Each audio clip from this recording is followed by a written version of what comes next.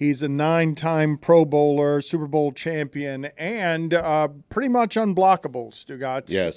There's a whole nother crew of unblockable human beings they're making these days, and I do wonder what Demarcus Ware makes of a Myles Garrett, especially Demarcus. And I'm looking at you now. I don't know what you're weighing these days versus what you were weighing. But it's not the same. It seems like you got the football off of you and are now a normal-sized human being, and you're still very muscled and fit, but not inflamed from how unhealthy that Hall of Fame thing is that you did for your life.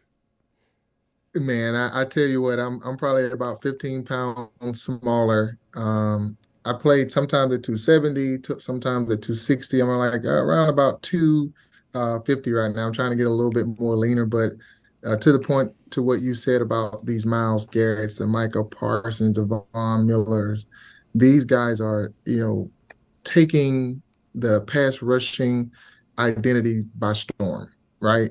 They are, TJ Watt too. All those guys are balling. And it's good to see that now that the people are seeing how important it is to have a pass rusher, because it's a passing league now. Demarcus, you could tell us, right? Calais Campbell has done it well for a long time, just got to 100 sacks. The idea that Myles Garrett has gotten to 80 sacks faster at a younger age than Reggie White in this NFL. With guys right. throwing passes in 2 seconds. Can you explain to me, is Myles Garrett appreciably better than Micah Parsons, or is Myles Garrett among the best to have ever done it? Two different players, first of all. So when you start thinking about a linebacker, Micah Parsons is one of the best linebackers in the league playing right now in rushing the passer. Now, you start thinking about a defensive end, yes, Myles Garrett right now is one of the top defensive ends in the league, playing consistent every year. I don't know how much he's squatting, but he was in here, earlier this season. He was actually deadlifting 4 plates. And I'm looking at him like, dude, what type of genetics, or what are you doing? But to be able to be a specimen like Myles Garrett, to be consistent, is really hard in the league, to where they're passing it, and it's a lot of quick passes. They're changing a lot of the things up, and still be consistent right now is, kudos to him. Can you explain to us, the Ravens are very good, and Jadeveon Clowney has been great for them, and he's got this great move of not going to do training camp. I'll show up 17 Sundays, and no one will block me, and you watch. And Jadeveon Clowney is having an amazing year. You're watching what's happening at the pass rushing evolution of your position, and who are you, what is it that you're marveling at where you're like, I can't believe this person can do these things?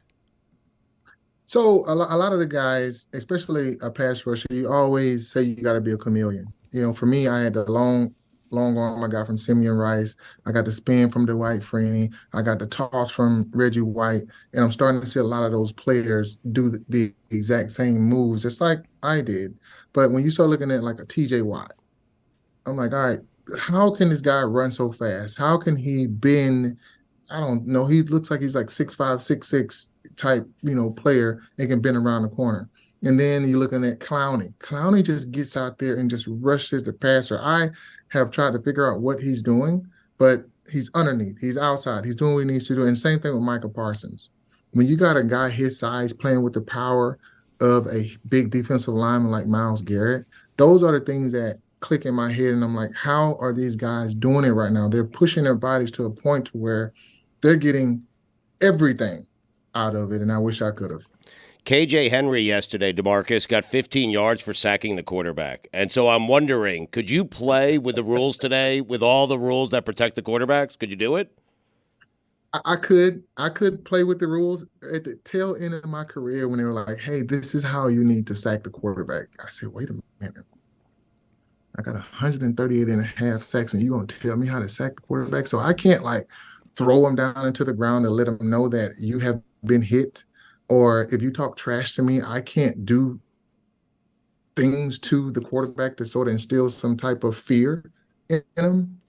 It would be hard to play, but at the end of the day, a sack is a sack. And so I would probably start trying to knock the ball out, make an even bigger play when it comes to sacking the quarterback, because I don't know if it's going to be roughing the passer, and you can't have those type of penalties. It's weird to hear an all-time great talking about today's players as if he's an old-timer. Right. Like it's not honestly, but what he's watching is people who could physically do some of the same things that he could do, who are getting there faster than he got there. Like he can, because he knows how good those offensive linemen have gotten. He knows everybody in the sport's gotten a little bigger, stronger, faster. To me, it's just crazy, DeMarcus. You were playing it 5 minutes ago. Like for you to be watching the sport and being like, how the hell are they doing that? Because you know how hard it is, better than we do.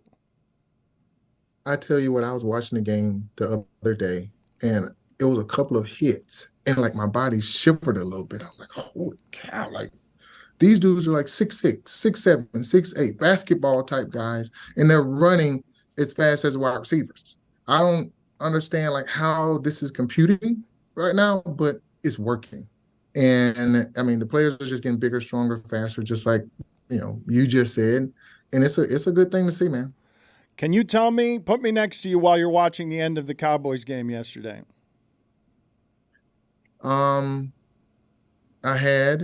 of all, I had my crown. All right. No, well done, DeMarcus. Man. I had my favorite drink is, tea, lemonade with bitters and a little bit of Crown in it. So I had that there to make me feel better. I was watching the game and we didn't get to close it out. I'm one of the biggest fans and I was pissed because we couldn't close it out. And we had, I know, 2 opportunities, which we should have.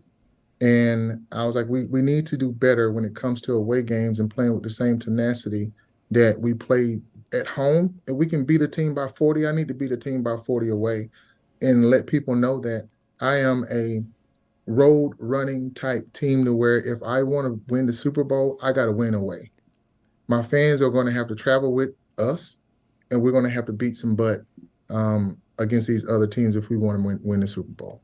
But you had Crown Royal. Did you have Instacart with you as well, or was it just Crown Royal? I had Instacart with me. Listen, I had Instacart with me as well, and that's what really the reason why I'm here. Teaming up with the awesome company and being the hostess with the mostest, and just letting people know that if you want to have the epic watch party, you go to Instacart, you find out, you just click right on my Instacart deal, and you go from hot dogs, hamburgers, charcuterie boards, guacamole, you name it. You just click on it. You have the best party ever. But just teaming up with Crown Royal with their generosity fund, they've given $250,000 to Feeding America, and that's what's near and dear to me when you start thinking about Thanksgiving and them giving $25,000 of that to the North Texas Food Bank to feed families. And they've always been huge when it came to to salute the service campaigns that they've had, and the military is near and dear to me. So we're going to throw a party at the end of the season, and we are going to do it in San Antonio, November 27th. And I think it's going to be a great thing to just let, first of all, people know that you can have an epic watch party with Instacart. Go there. We're helping feed people during Thanksgiving, right? And doing something great, which they always do. And we're going to throw down with a party with the military to salute the service campaigns. And at the he end keeps of the threatening year, us to throw down. He Yeah, keeps threatening he that he's going to throw down. Like it's you got to throw down and have a good time. Okay, Yes, but that's what he meant. You can back off a little bit with the throwdown. You're getting very aggressive with the amount of throwdown partying you're going to be doing. Hey, no, never too aggressive. No. When it's party time, 15 yards. Time. Yeah. Okay, well, 15 yards. Yeah, you couldn't play in today's party games. You can't throw it down anymore. What a great guess by you with Instacart. I mean, how'd you know? Who would have known? Who would have known? That was DeMarcus. It seemed like we were just having a conversation about pass rushes, and then next thing you know, you get in there surgically, and I was, of course, having Crown Royal, and then I had to help you with the Instacart, but I didn't do it well. And so he noticed. Help was a curious way to frame it. You went straight into promo and pitch mode, but I think you're speaking of the right thing when you say, hey, not all the time people give you $250,000 to feed hungry people. And so that's why you're doing this. You're doing it because you can feed some hungry people in a way that helps a good cause. Yeah. But also not just feed the hungry, but, the military is huge, and we all know that. And they do a lot when it comes to salute the service. And, it's near and dear. I had a lot of family in the military. So for me to be able to help out and do some things at the end of the season, I think it's going to be great. And I tell you what, you go on the Instacart, click on all your favorites, and we got you. All right. Let's Yes. do it. Again, I feel like I have to. They're going to be I mean, throwing yeah, it down. right. What is the greatest military discipline that you saw in your household? Anywhere around your household? You start your day by making your bed, and you start you end your night by putting your clothes out. So I was always prepared, and I still do the same thing to this day. I get my whole outfit that I'm going to wear for that day, and I make my bed before I leave the house, and that gets me ready for the day, knowing that mentally I'm set. I want to know exactly what happened and if you ran out of the house you were in when you were watching, whether it was with Crown Royal or not, that meltdown at the end of that game. You hate the Eagles, correct? I despise the Eagles. Any NFC East team playing with the Dallas Cowboys. I just played them so much, and I was upset after that game. I'm still lost for words. I am not only a player, but I am the biggest Dallas. Were you Cowboy screaming fan at the when it- television? Were you screaming at your television? I was screaming at the television. I actually turned it off. I turned the television off and I went to bed because I didn't want to upset myself. And you're Right. you're yelling You about. knew the outcome, Are you right? yelling about false starts? Are you screaming about like lack of discipline? Are you screaming about coaching? I turned the TV off. Okay, all right.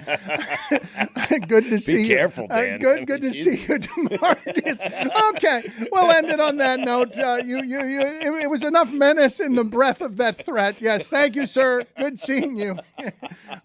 Not that far You removed take care, from man. playing. Yes, Thank you, Demarcus. terrifying human being.